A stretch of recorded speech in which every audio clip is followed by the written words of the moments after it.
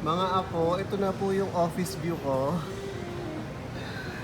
May nag-request po sa akin ng mag-OOTD daw po ako today ng aking first day in the office look. So, how does it look like? So, ito na po yun mga ka-surprise. Siguro from a view from here siguro.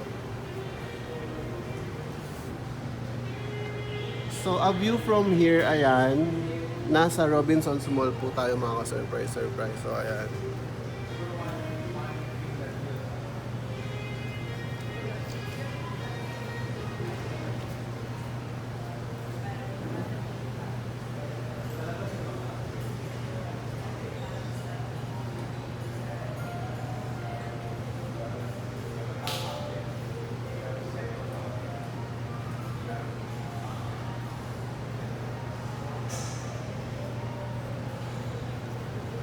So, yun lang po yung ano natin, OOTD. Since OOTD lang naman po mga ka-surprise. Hindi ko na po papahabain, puputulin ko na po.